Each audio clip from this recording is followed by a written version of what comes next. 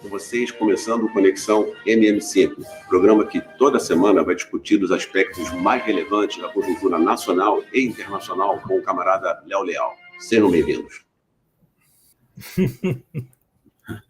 Pô, que susto. Boa noite, Léo. Boa noite, André. Esse susto de internet. Léo, o tema do programa da noite de hoje é condenação de Bolsonaro não é o fim do bolsonarismo, certo? Mas antes de entrar no tema propriamente dito, queria primeiro falar, tecer dois comentários sobre dois assuntos diferentes. Primeiro, eu vou juntar duas datas numa só, certo? Que é o seguinte, no dia 25 de novembro de 2016, houve o falecimento de Fidel Castro, certo? E 28 de novembro de 1820 foi o nascimento de Engels. Se eu pudesse fazer um comentário, na medida do nosso tempo, sobre isso, e depois você também emendasse também com um comentário, peço desculpa aos nossos internautas, mas a gente precisa comentar sobre esses dois assuntos, sobre os tensionamentos lá na região do Caribe entre Estados Unidos e Venezuela também. Boa noite. Nós estamos vivendo... Boa noite para todo mundo. Estamos vivendo uma conjuntura cheia de eventos, né? Eventos importantes que podem determinar o rumo das lutas de classe. Estamos próximos a eventos históricos. Mas é importante que essas duas datas fossem marcadas, porque nós podemos identificar, na soma desses dois gigantes da luta do proletariado, dois gigantes, a própria expressão, a teoria marxista, que configura a relação da teoria com a prática, que é a praxis. Não que Engels não desenvolvesse prática e não que Fidel não conhecesse teoria, não, todos dois, mas a principalidade, as principalidades através das quais eles entraram na história, o Engels através da teoria e Fidel através da prática. Então, nós temos a fusão perfeita. Foi muito boa a iniciativa sua, ou do Tiago, não sei quem foi. Foi do Tiago. Juntar esses dois, porque nós estamos falando de prática. Nós estamos falando de praxis, no conceito mais claro, de só se compreender a teoria se, no processo da aplicação dessa teoria à prática, e só se entender enquanto prática revolucionária é aquela que tem um fundamento na teoria revolucionária. Então, aqui eu acho que é muito própria essa homenagem a esses dois gigantes, e nós temos que incorporá-los sempre, cotidianamente, à nossa luta, pois são indispensáveis, são fundamentais para a libertação do proletariado. É isso que eu acho. Não se pode abrir mão disso. Com certeza. E quanto aos questionamentos, Léo, enquanto a questionamentos, tem questionamento. Quanto aos tensionamentos, eu queria falar, aos tensionamentos provocados pelas agressões imperialistas contra a Venezuela no Caribe. O que você comentaria assim? Olha, isso é importante, você ter aberto esse espaço para a gente discutir isso, porque é o seguinte, há uma meia-verdade em tudo isso, mas é preciso contar a verdade inteira. Se diz que o imperialismo está de olho nas riquezas da Venezuela, que são riquezas naturais imensas. Para além da maior reserva de petróleo de todo o mundo, certo? Você tem as tais terras raras, você tem cobre, você tem ferro, você tem o diabo lá. Diamante, ouro, certo? Riquezas minerais volumosas, muito volumosas. Isso é verdade. O imperialismo vive uma fase que sua política econômica exige aquilo que nós já definimos aqui como uma acumulação primitiva. Ou seja, vamos falar a palavra certa, roubo, certo? Pelo mundo afora. Extorsão, apropriação com custo de vidas, aí não importa se é velho, se é criança, se é mulher, se é homem, o diabo que seja, certo? Isso foi, a história nos mostrou que é isso. O capitalismo, nesse momento, perde, e principalmente na sua sede mor, que são os Estados Unidos, perde a capacidade de produzir valor através de um processo já identificado por todos os economistas marxistas, certo? Que abordam o assunto, perdeu a capacidade de produzir valor e, consequentemente, mais-valia, e caiu naquilo que se chama financeirização, que não se pode confundir com capital financeiro. Ou seja, trata-se do capital fictício, aquele que não tem respaldo material na riqueza material. Então, vive de especulação de títulos de jogo na bolsa, etc., e não produz valor. É uma crise, certo? Que levou a uma crise profunda nos Estados Unidos, déficits enormes, não só nos Estados Unidos. O mundo está financeirizado, e principalmente os Estados Unidos. Então, ele tem que correr atrás de apropriações, vamos chamar assim, usar um termo jurídico, né? Indébitas, certo? Isso. Roubos, assassinatos e furto, e a Venezuela está ali. Mas essa é a metade da verdade. Isso eu quero destacar bem, porque ninguém está falando. É o aspecto político. O neoliberalismo não deixa de ser político, de ter desde o início, como se diz, o neoliberalismo, porque o Estado saindo, é o abandono definitivo do keynesianismo, nada disso. O neoliberalismo implica proteção e estímulo à apropriação individual, propriedade privada e a fabricação de lucros através do meio que for, com a ajuda do Estado, sem a qual não existia neoliberalismo. Aquela conversa da Tati é mentira. Aquela conversa fiada para otário acreditar. Mas, então, tirado esse lado, você tem o lado político, certo? O Trump precisa, certo, desmontar ameaças políticas, a tal política, certo, de acumulação primitiva, de uma neoacumulação primitiva, certo? Ele precisa formar blocos de poder. E a Venezuela, veja bem, por todas as razões, ser o país mais politizado da América Latina e talvez do mundo, e etc., coisa que nós já discutimos 1000 vezes, um potencial revolucionário enorme, que, se concretizada, vai depender das vanguardas venezuelanas, criar seu próprio partido e avançar, certo, no sentido de instalar uma ditadura do proletariado, vamos falar claro, certo? No processo da luta contra essa iminente agressão militar dos Estados Unidos. Os Estados Unidos precisa criar esse bloco na América Latina, com países da América Latina, mas isso passa pela neutralização da Venezuela, acabar com a ameaça revolucionária que existe lá, senão ia atrapalhar todos os planos estratégicos do trumpismo e do imperialismo. Uhum. É verdade que o Trump tem um aliado de direita sólido na América Latina, que é o Lula, que é o governo brasileiro, certo? O governo brasileiro é um governo de direita, todo mundo sabe, a luta do governo brasileiro hoje é contra a extrema-direita. O Trump demorou a entender isso, mas já entendeu. Já fez acordos, eu vou voltar a esse ponto. Mas, de toda forma,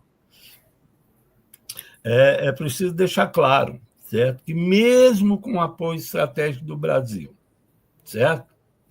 E ficando o Lula no poder, que seria a direita ou a extrema-direita, o Trump está tranquilo em relação ao Brasil.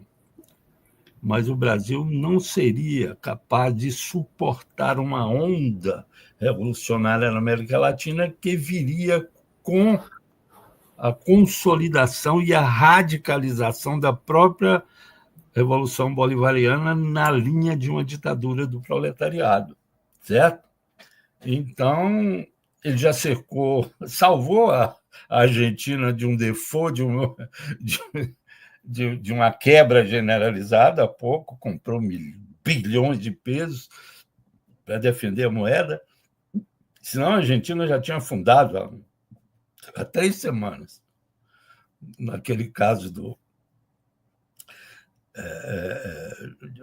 que eles chamam de default, né? Não pagar dívida nenhuma e criar uma inviabilidade econômico-financeira no país.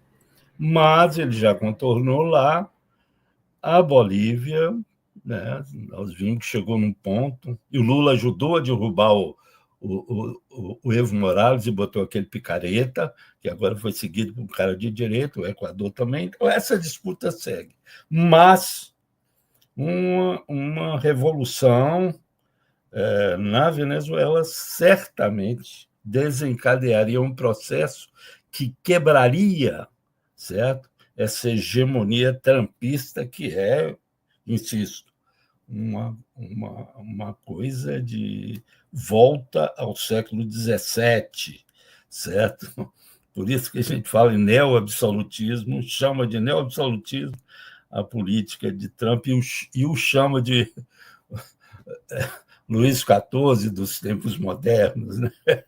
Dos tempos contemporâneos, né? Pós-Revolução Francesa. É o Luís XIV, onde ele quer criar um império onde o sol não se põe, mas a troco, veja bem, dos mesmos processos de acumulação primitiva, morte, assassinato, apropriação, que ninguém tenha dúvida. Se Trump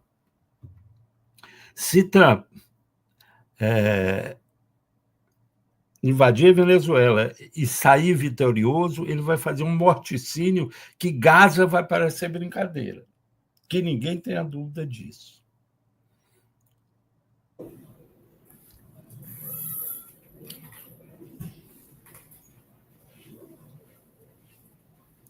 Olha, está falando o companheiro já, nosso companheiro de jornada aqui, na conexão, dizendo que o Dirceu, com a posição dele, o José Dirceu, que ele está falando, né, fortalece a esquerda do PT ao criticar a posição do Lula, porque Lula não reconheceu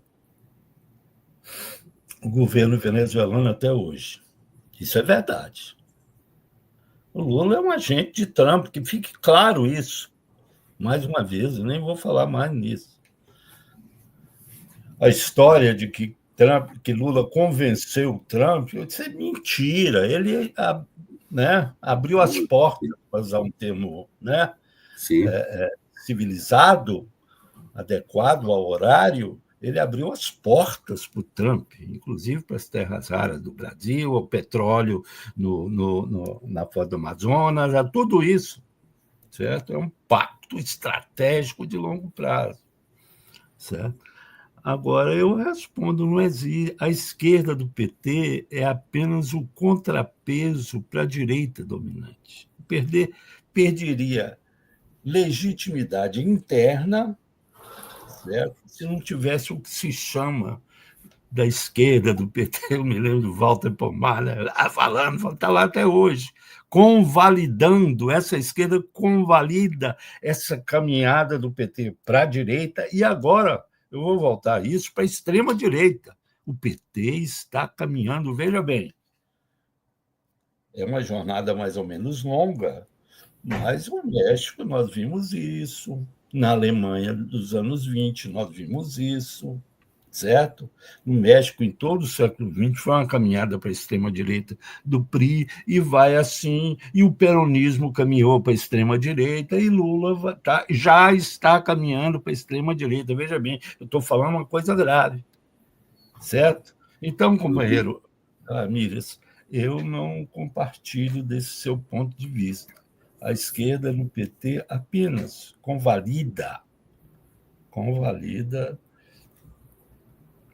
essa hegemonia irrefutável da direita. O PT é um partido de direita, Lula o governo Lula é de direita e caminha na linha de radicalização mais à direita. Bem, então é disso, André. Vamos entrar no nosso tema agora, né?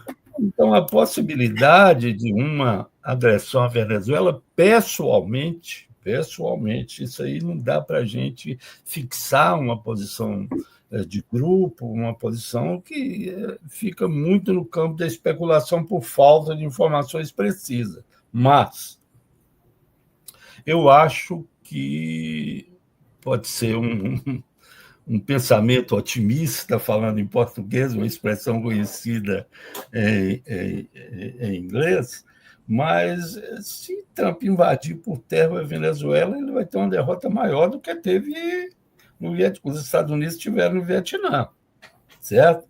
Mas a hipótese do bombardeio, certo? Eu não descarto, certo?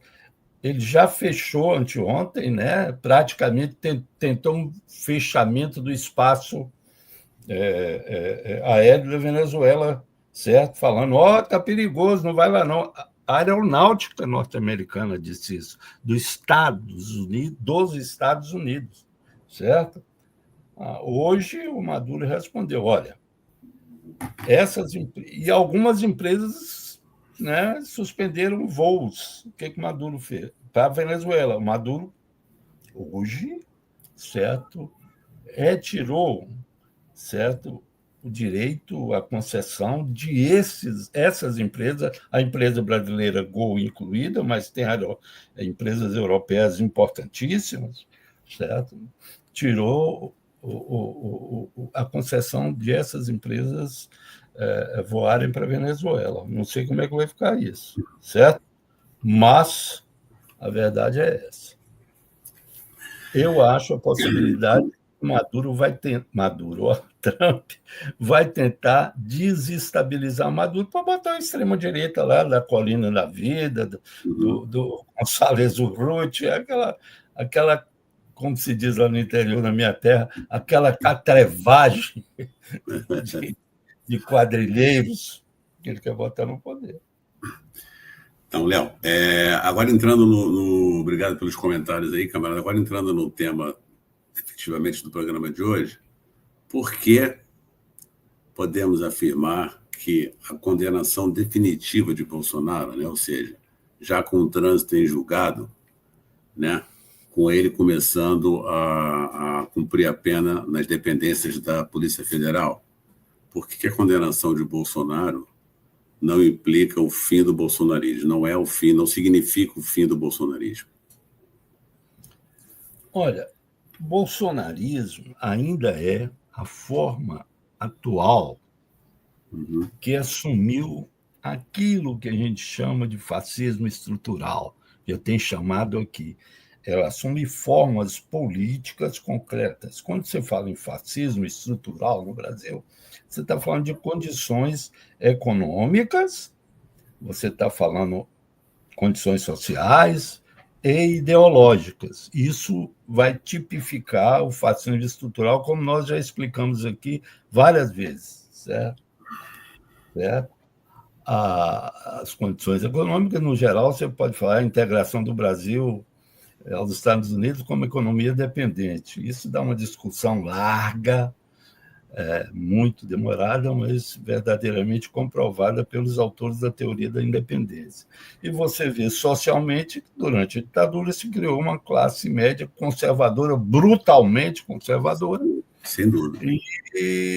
E você tem a emergência de uma religiosidade extremamente conservadora, que é o evangelismo. Você tem forças armadas descomprometidas, pelo contrário, opostas e adversas radicalmente, por natureza, aos interesses do proletariado, seja ele imediato, seja a longo prazo. Enfim, essa questão do fascismo estrutural. Agora, você tem uma questão política atual, concreta, certo? Que vai tomar formas. Já tomou forma aqui do grupo do Plínio Salgado, Bem, o integralismo, Plínio Salgado, Gustavo Barroso. Minha memória está ótima. Mas, enfim, Miguel Reale, né? Já tomou, o fascismo já tomou essa forma, em momentos importantes da ditadura do Estado Novo também, e agora é o bolsonarismo, certo? Amanhã pode ser como é que chama o governador de São Paulo? O freitismo, o freitasismo, sei lá como vai chamar isso, o tarcisismo, certo? Ou quem venha ganhar pela extrema-direita, certo? Então, é disso que se trata. Não morreu de maneira alguma, certo? Então, olha, individualmente, o Bolsonaro não morreu politicamente ainda. Ele vai viver politicamente uma agonia mais ou menos lenta. E a gente já vê que essa agonia política dele já começou. Hoje, o presidente do PL, esqueci o nome daquele vigarista, o presidente do PL já tirou o salário. Sabia que o Bolsonaro ganhava 42 mil por mês para ser o presidente de honra de honra, só se ele tivesse alguma honra, né? Presidente de honra do PL. Então, ele se apressou, a lei manda que ele, sendo apenado, que é o termo jurídico, sendo ele um apenado, ele não poderia continuar exercendo essa atividade política, perde imediatamente os direitos políticos. Mas como é que é isso? O presidente do PL imediatamente cassou o salário dele, certo? E ele dá mostras políticas, o bolsonarismo, como tal, já dá mostras claras, certo? Que progressivamente vai deixar. E o Bolsonaro também vai perder força política. No entanto, tem ainda, certo? Alguma. Daí que, no momento, há uma briga de foice, já desencadeada, para ver quem é o candidato da extrema-direita. O da direita já se sabe que é Lula, agora da extrema-direita. Quem vai ser? Certo? Quem vai ser? Léo, permite só uma pergunta rápida, que eu sei que... Eu queria, André, se você me permite, 5 minutos, 2 minutos, sei lá, para explicar direito. Eu fico falando e falo sempre, escrevo e provo que Lula e o PT são de direita, certo? Aí as pessoas se surpreendem. Como assim de direita? Não, é de direita. É porque no Brasil, dada a radicalidade estrutural do confronto de classes, certo? Não se pode falar de uma extrema-direita se não confrontando com a direita, certo? O Lula defende a propriedade privada dos meios de produção. Lula defende a exploração capitalista. Lula defende um Estado protetor, como disse o Marx no manifesto, gestor dos negócios burgueses, certo? Lula é contrário a um governo do proletariado, certo? Lula faz acertos com a extrema-direita de manhã, de tarde e de noite, certo? A esquerda no país, a verdadeira esquerda, os marxistas, leninistas, não tem poder nenhum, e Lula os massacra. Tem uns, com todo respeito, uns iludidos dentro do PT que são massacrados. Eu confesso isso porque também fui iludido. Fiquei até 2002 no PT. Ajudei a fundar o PT antes e durante o processo concreto de fundação. Mas chegou em 2002, certo? Quando ele fez aquela carta aos brasileiros, que, aliás, foi escrita... rendição, né, Léo? Aquela carta de rendição, né? Escrita por um trotskista que eu conheço pessoalmente, certo? Deixei isso claro. Aí nós saímos, eu saí. Mas, então, ali ele deixou claro quem era o patrão dele. Tanto é que ele ganhou e foi visitar o George Bush. O filho, né? George Walker, o George Bush filho, era presidente à época dos Estados Unidos. E ele é assim.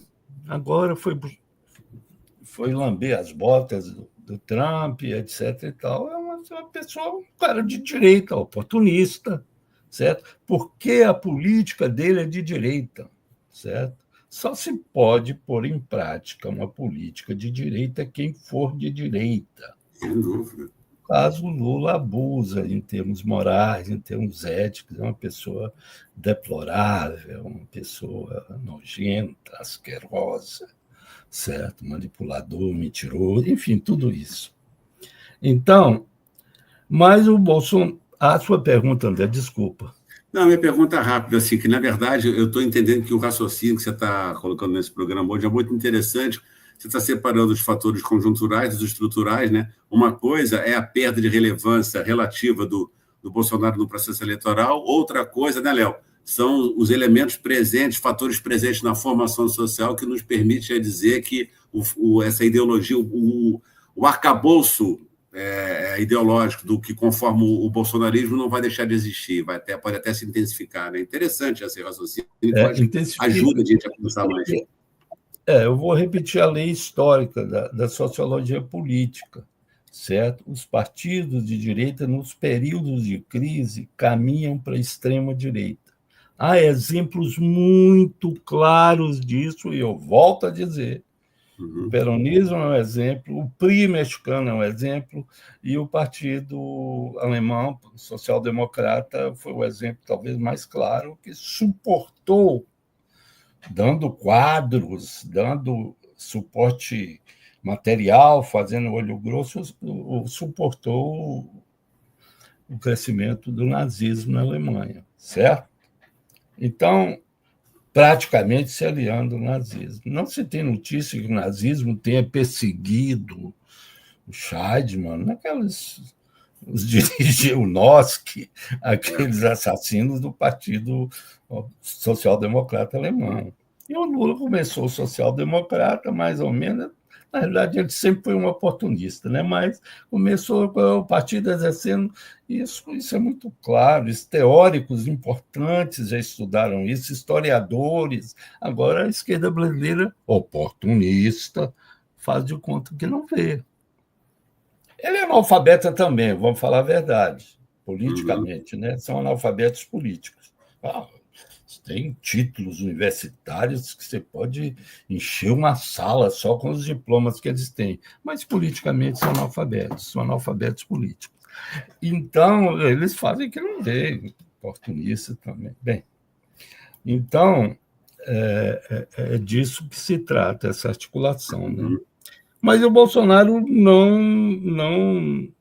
Agora, porque ele perdeu o protagonismo já.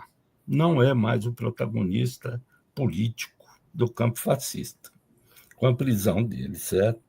Mas mantém uma influência, mesmo que progressivamente enfraquecida. A cada dia que passa, cada minuto que passa, vai se enfraquecendo a influência real e potencial do Bolsonaro.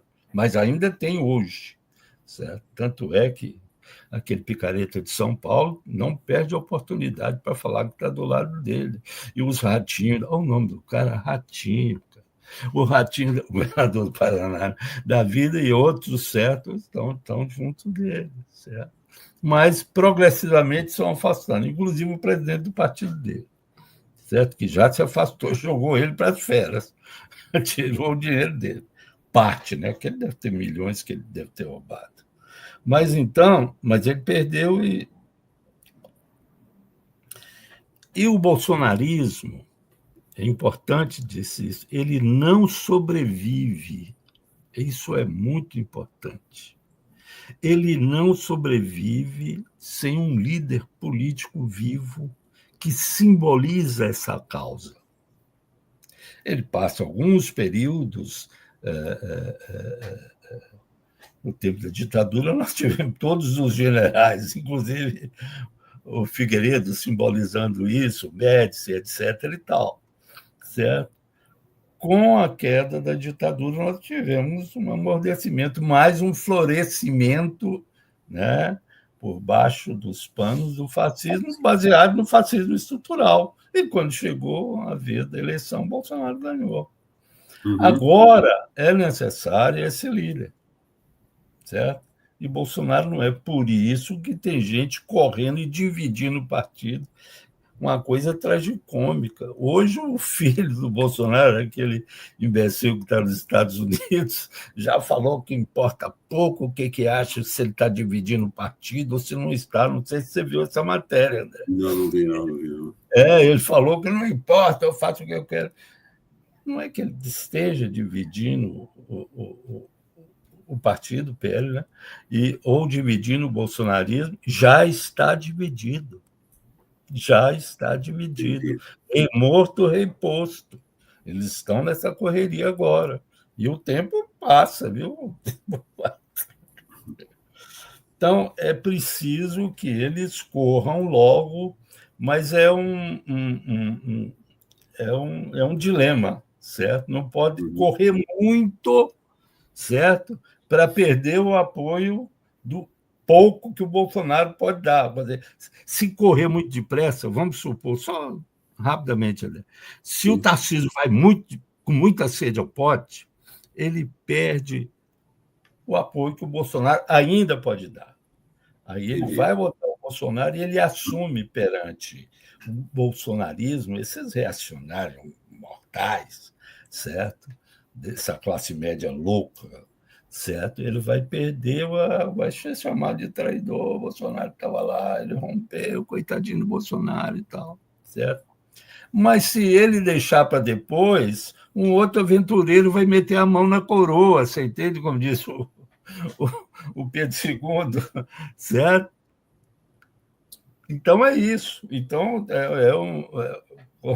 é um dilema atroz, como diz o povo, certo? Então, sim.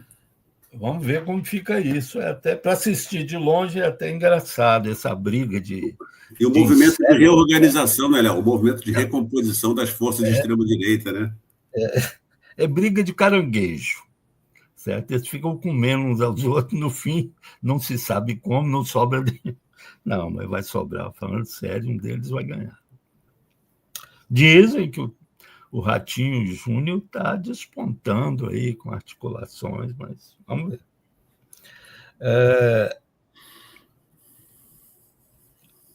Outra coisa, André, que eu queria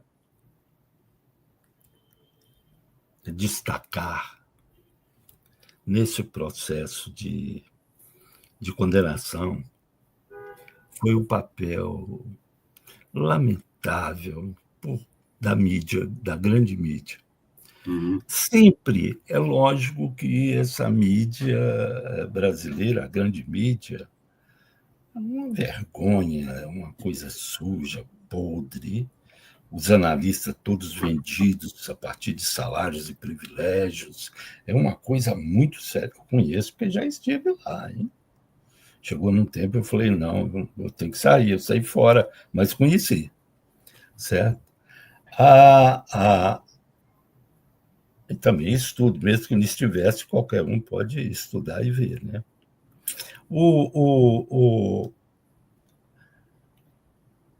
A mídia está dizendo, certo, que o Brasil tem uma lição de democracia para o mundo, que o Brasil espantou a ditadura para sempre, varreu do horizonte histórico, a possibilidade com a condenação de Bolsonaro e os militares.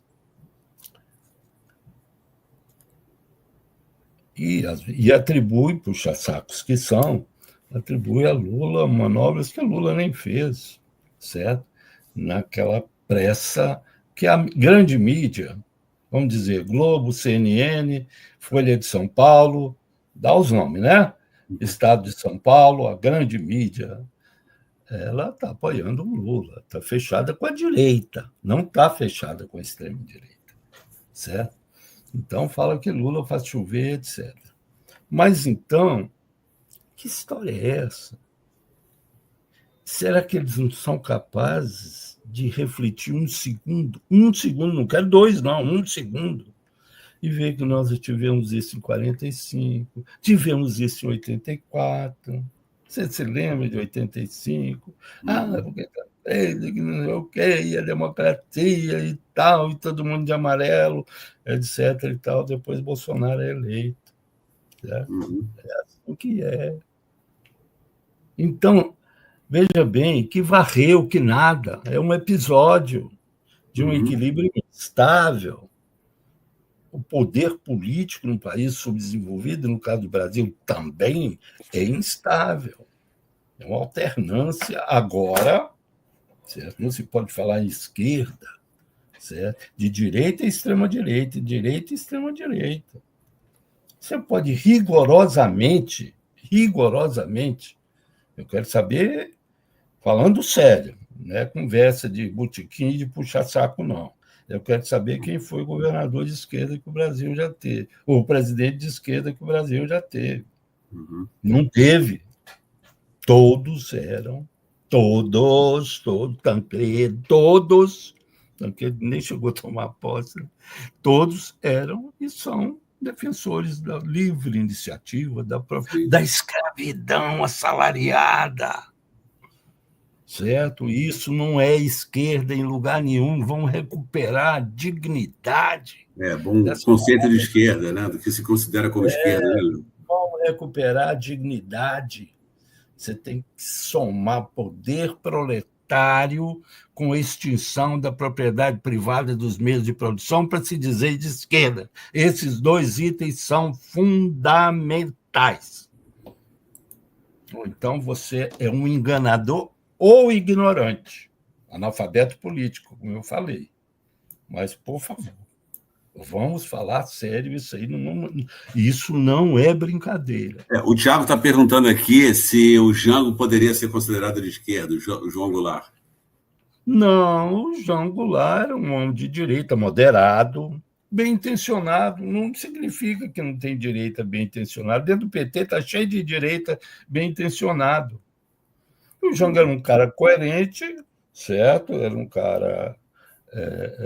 estava à esquerda do trabalhismo, à esquerda de Getúlio Vargas, certo? À esquerda de Getúlio Vargas, muito influenciado por Brizola, que é uma pessoa digna na luta de classe do Brasil, um homem sério, certo? Mas não era, Tiago.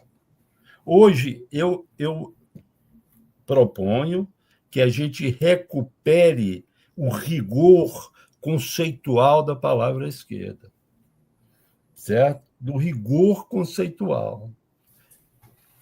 Repito, que observe essas 2 condições: extinção da propriedade privada do meio de produção e poder do proletariado. Ponto.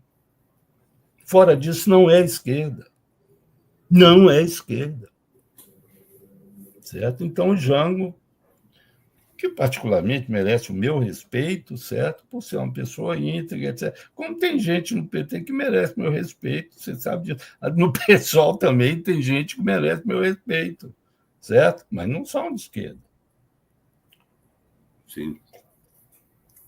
Aliás, o PSOL não é esquerda, nem direita, nem nada. É uma plataforma eleitoral de oportunistas e de iludidos. Eu conheço bem uma meia dúzia de iludidos lá que eu fico assim pensando como é que essa pessoa... Só fazer um comentário rápido. Uma coisa que Temer, um Josemar entra nessa roubada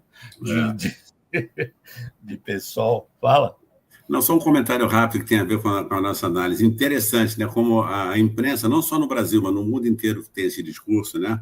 De que, quando acontece uma crise dessa e é resolvida no âmbito da democracia, eles falam, não, as instituições estão consolidadas e tal. Essa é uma maneira da imprensa ter. Na Europa também fazem isso, né? Claro que a do Brasil, a imprensa brasileira faz mais, mas assim, e aí se esquece, e como o que nós marxistas acentuamos, né? Na verdade, que a democracia é uma das formas de dominação.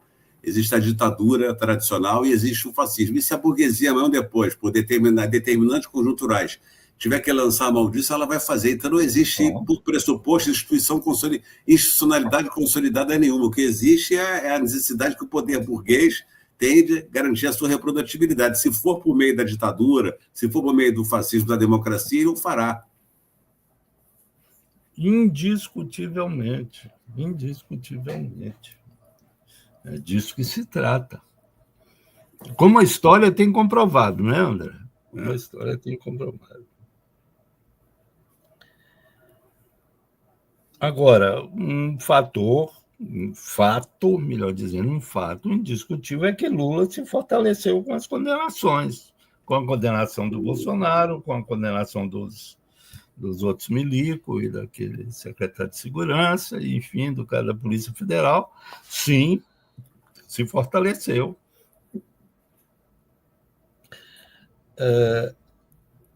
Verifica-se isso pelos tremores que ocorrem hoje, as sacudidas no campo da extrema-direita. Se seu inimigo se enfraquece, você se fortalece. A luta de classe é viva. Uhum. Se a extrema-direita se enfraquece, como na prisão, a direita, no caso do Lula e do PT, se fortalece. Então, se fortaleceu. E com isso, certo? A grande mídia embarcou na canoa petista de vez. Ela não tinha como ficar, não, quem sabe, talvez e tal, perderia a mínima credibilidade. A mínima credibilidade. Você vê aquelas moças, é engraçado, você vê aquelas moças comentaristas da Globo News, principalmente, todas bonitinhas, todas meiguinhas, todas enfeitadinhas, né? Metendo a porrada no Bolsonaro e metendo a porrada. Você fala, agora, né? Agora, né? Então, a grande mídia já embarcou. Não tenha grande dúvida. Isso foi um ganho importante, luta, é capital político, certo? Agora, as perspectivas eleitorais nos interessam porque, querendo ou não, André, a eleição já está no ar, certo? As eleições presidenciais já estão no ar. Ainda mais com a pressão de Bolsonaro, elas ficam abertas, à vista, certo? As movimentações políticas ficam visíveis. O que se fazia por baixo do pano, agora se faz à luz do dia, à luz do sol. Todo mundo está vendo, certo? As perspectivas políticas e eleitorais ficam mais abertas, que nos permite avaliar possibilidades. Certo? Então, vamos lá. As perspectivas favoráveis à extrema-direita... Desculpe, favoráveis a Lula, pela ordem. Primeiro, o favorito. Primeiro, indiscutivelmente, o desgaste da extrema-direita, certo? Sem dúvida. Outra coisa, olha a esperteza de Lula e seus assessores. Eles devem estar tomando champanhe, festejando naqueles cenáculos brasilienses e fazendo festas de toda a natureza com a simultaneidade da condenação do Bolsonaro e dos milicos com a aprovação, que deve ter custado muito dinheiro, com a aprovação da isenção do IR para quem ganha até 5 salários mínimos. E isso aumentou, jogou o Lula para cima. Não só o aumento, não só a isenção, desculpe, não só a isenção, mas a simultaneidade com a prisão do Bolsonaro. É como se tivesse jogado a prisão, jogou o Bolsonaro no chão e a isenção, Lula pisou na cabeça de Bolsonaro. Isso, exatamente. Foi muito bem articulado. Parabéns. Isso eles sabem fazer. Agora, se o proletariado está morrendo de fome, se estão assassinando, se estão torturando em todas as delegacias do Brasil, eu falei todas. Quem quiser que processe. Todas delegacias do Brasil se tortura. Certo? Não tortura o cara rico, etc. e tal, mas pobre, me faça rir, por favor. Isso é outra coisa. E Lula está preparando também a redução da jornada. Então, se é 5, se é 3, se é 4, não se sabe ainda.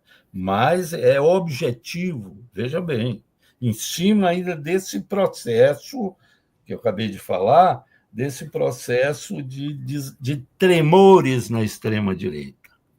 Certo? De tremores na extrema-direita. O Lula quer passar a questão da redução da jornada, que, na realidade, o capitalismo precisa, dada a mecanização do processo produtivo.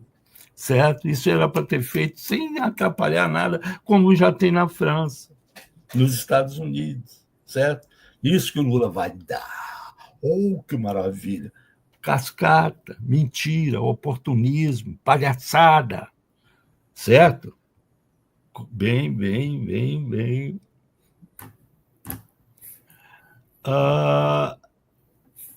E tem também outro fator que se agrega a esses dois que eu falei, da isenção do IR e da redução da jornada. O fim da tarifa adicional de 40%. Lula, certo? Articulou com Trump isso nessa linha. Olha, eu te apoio, mas eu preciso baixar isso. Eu te apoio na formação desse bloco latino-americano de apoio à sua política, de subserviência a você, certo? De lambibotas a você, Trump, se você tirar os 40%, porque aí eu cresço no Brasil como patriota, etc. Tal. É o que ele está fazendo. Certo? Então, essas três coisas somadas fortalecem o Lula brutalmente. Não sejamos ingênuos e achar que isso aconteceu por acaso. Certo? Isso é os mercadantes da vida, aquele bando de assessores, certo? Padilha, aquele povo que... Porque Lula não pensa, Lula só quer saber de poder. É um burro, ele é mais burro que uma porta, certo? Conheço o Lula, certo? Uma vaca, mas é de uma esperteza, André, que você não é capaz sequer de imaginar. Uma capacidade de manipulação, sei lá, chamar de maquiavelismo é pouco, muito pouco. Um ser maquiavélico, de fato. Mas, então, voltando, essas coisas são importantes. Agora, eu queria falar uma coisa, André, nesse meio. Esses benefícios que o Lula vai arrumar, já está arrumando, já passou um deles, certo? Para beneficiar esses benefícios aos trabalhadores, certo? Isso não é novo. Veja bem, coisa semelhante e maior do que isso foi feito durante a ditadura do Estado Novo. O governo parafascista de Getúlio Vargas, que reprimiu, eles tinham torturadores absolutamente capacitados, ou gosta de dizer a pequena burguesia, né, competentes, não respeitava pai, mãe, filho, matava todo mundo. Mataram a mulher do Prestes, enviaram a mulher do Prestes para morrer lá nas masmorras do Hitler. Né? Isso é uma das coisas, mas o que eles mataram muito maior do que a ditadura 64, 85 matou, foi a ditadura do Getúlio. Quem deu a consolidação de lei do trabalho, que foi uma montanha de leis a favor do proletariado do ponto de vista econômico e material, todas pequenas, é claro, todas migalhas, que deu Getúlio Vargas, que era o chefe daquela ditadura, que tinha um cara chamado Filinto Miller, certo? Sua figura mais asquerosa, mais podre, mais nojenta, tipo de um Paranhos Fleury da ditadura 64 e 85. Deu também, e aí? Getúlio Vargas, herói da classe trabalhadora, matou comunista à vontade, certo? E agora? Torturador? Vamos deixar isso claro, certo? Lula não está fazendo nem igual de benefício para a classe trabalhadora do que fez Getúlio. O que não impediu Getúlio de ser um dos mais violentos inimigos da classe trabalhadora e do socialismo nos tempos. É o que Lula é. Bem lembrado. Então, muito claro. Bem lembrado, camarada. Não, que nós temos isso, que nós temos jornada e que não sei o quê, a gente manda eles andarem. O cara vai andar. Não vem falar bobagens. Não acho que eu sou analfabeto igual a você, burro igual a você, conciliador igual a você, certo? Oportunista, carguista, que está cheio, né? Está cheio de carguista. Bem, então isso tem que ficar claro. Agora, esses são favoráveis à direita. No cenário, eles são favoráveis à direita. Que eu falei, agora tem os favoráveis à extrema-direita. Também. Não está coisa fácil, não. Certo? Primeira coisa, a questão do fascismo estrutural. Aí você põe impunidade, Auto 64, consumismo, evangelismo, forças armadas estruturalmente de extrema-direita, alienação histórica, certo? E duas coisas que eu quero destacar e que parece não se está dando muita importância. O Brasil vive um processo de lumpenização. Veja bem, isso, pelo menos até agora, não vi em lugar nenhum, não vi em textos acadêmicos, não vi em lugar nenhum. O Brasil está vivendo um processo de lumpenização. Entendido? Lumpenização é com desemprego para além do que necessita o capitalismo como exército industrial de reserva para pressionar os salários para baixo, de desemprego, certo? Que vive no mesmo espaço de um consumismo voraz, que do qual o capitalismo precisa para sobreviver enquanto tal no Brasil, em informações sociais como aqui.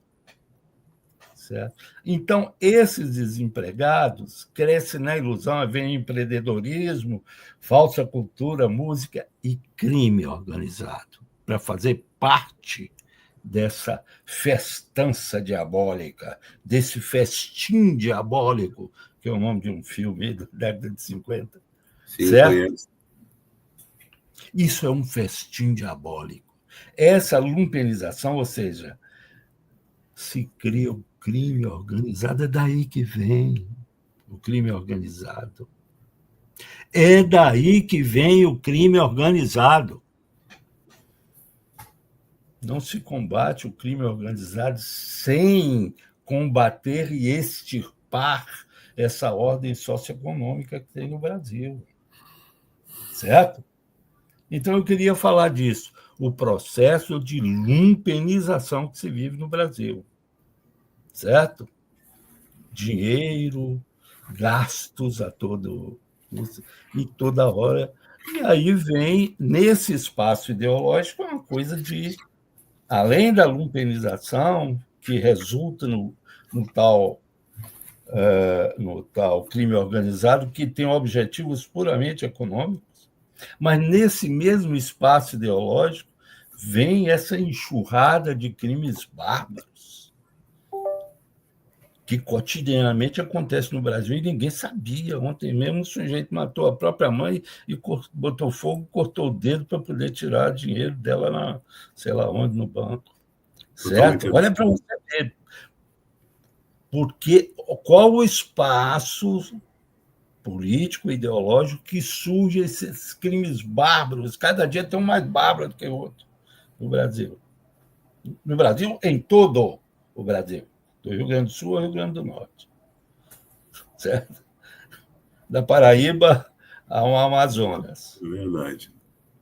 Por que esses crimes? É um espaço ideológico de uma deterioração, certo, de todo o país, da formação social. Eu diria que o Lula é um responsável por isso. Recentemente, o maior responsável não é Lula.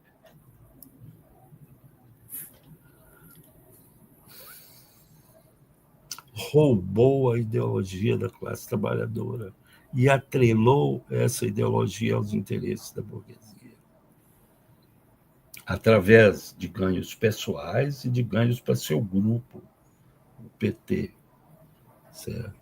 Uhum. Uma posição corporativa, fascista, portanto. É disso que se trata.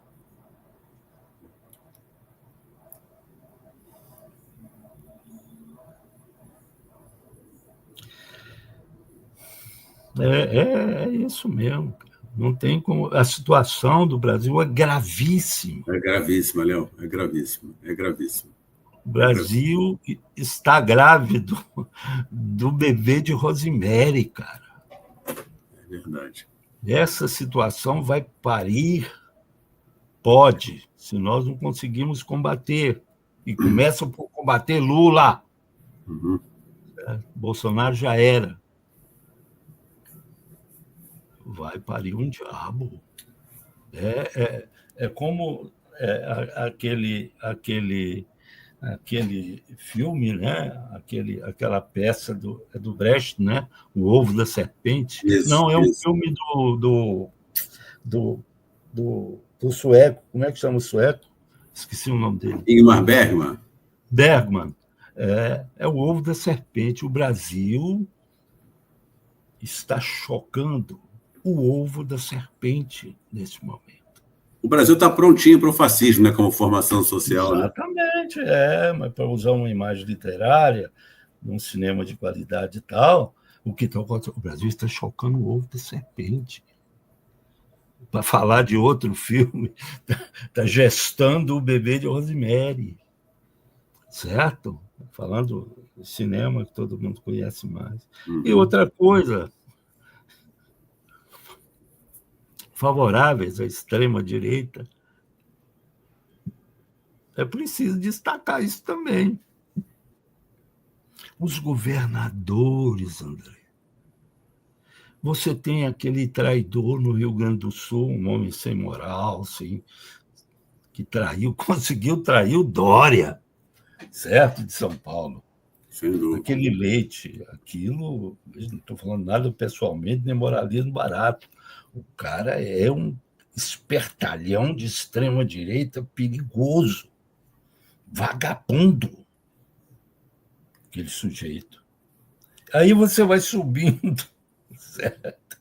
Santa Catarina, você vai subindo, Paraná, onde está o tal de Ratinho Júnior, São Paulo, Minas, Mato Grosso do Sul e do Norte. Veja bem, Rio de Janeiro, Minas Gerais. Isso dá uma maioria enorme de votantes. A disputa em 2026, portanto, não vai ser fácil para nenhum dos lados. Então, eu acho, só porque o Lula tem a máquina do governo na mão e está fazendo gestões aí para ganhar pedaços da extrema-direita. Veja bem, ele está vendo e botou a senhora Janja, que Deus, o diabo que a leve, ele está botando a senhora Janja para fazer reuniões com evangélicos toda semana. Ela faz reunião com um grupo evangélico. E o Lula está indicando, já indicou, por causa da briga de caranguejo, não sabe se vai passar no Senado. Uma briga de caranguejo, essas brigas e intrigas interfascistas, né? Indicou um evangélico para o Supremo Tribunal Federal. Você lembra que Bolsonaro falou que queria um evangélico, botou um, Lula está botando outro. Certo? Ainda bem que o Xandão não está gostando muito disso, não. Cara, você vai criar cobra para te botar evangélico mais no Supremo? Primeira coisa, o Supremo não é lugar de religião. Tem que ser igual para todos. Certo? E os evangélicos são naturalmente todos eles, radicalizados no sentido que o outro é pecador. Não sendo evangélico, o outro é pecador. Certo? Então não tem por onde correr ao Lula, que é o voto dos evangélicos. Olha para você ver. Eu queria dar uma parada. Eu falei que o Lula pode e deve caminhar na linha da busca da extrema-direita. Certo? Uhum. Isso é prova disso. Você se lembra não sei se você se lembra, que na primeira candidatura de Fernando Henrique, ele procurou e fez reunião com evangélicos e todo mundo criticou, tá vendo? O PT criticou, não pode, que não sei o quê. O que o Lula está fazendo é isso, cara. Certo? Está correndo para os braços da extrema-direita. E, por favor, que ninguém diga que isso é especulação. Lula correu para os braços do Trump. Se o Trump não é extrema-direita, eu não sei o que é extrema-direita. O Lula está articulado com o Trump. Certo? Ele quer formar um bloco com o Trump. Lula jamais foi de esquerda, trata de direita. Então, prepare-se para ter uma disputa muito dura